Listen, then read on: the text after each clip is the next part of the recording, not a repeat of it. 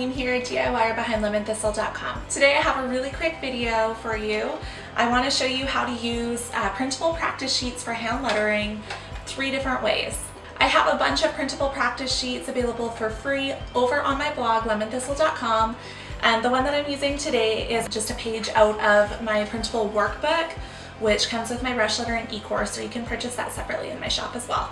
Before I get started, if you have not yet subscribed, I would so love if you did that below. That way you won't miss out on any of the crafty or DIY videos that I've got coming for you.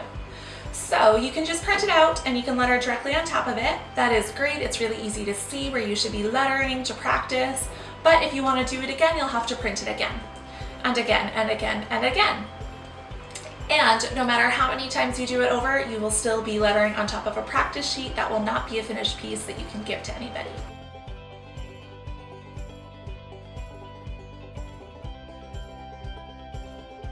The other option is to use tracing paper, and tracing paper is semi-transparent, and so you can place this over top and you can letter directly on top of the tracing paper instead.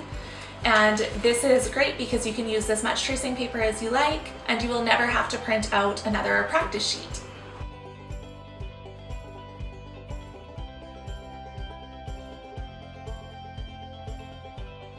The third way that I want to show you to use a printable practice sheet is using a light pad. A light pad is really great because it shines light through your practice sheet, and so you can see the outline of the letters on the sheet that you're writing on. So you can use regular printer paper to letter on top of your practice sheet, or the light pad's great because it gets so bright that you can use a thicker paper and you can letter with brush and ink or watercolor or something like that if you'd like to practice that way instead of using the marker, which is what works on tracing paper.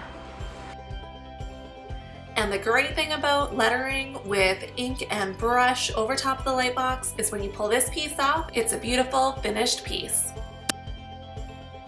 All right, if you are ready to get practicing your lettering, you can hop over to my blog and print off any of the free practice sheets there and give it a try for yourself. Thank you so much for watching. I hope that you enjoyed this video and I hope that you learned a few new ways to have fun with your practice sheets.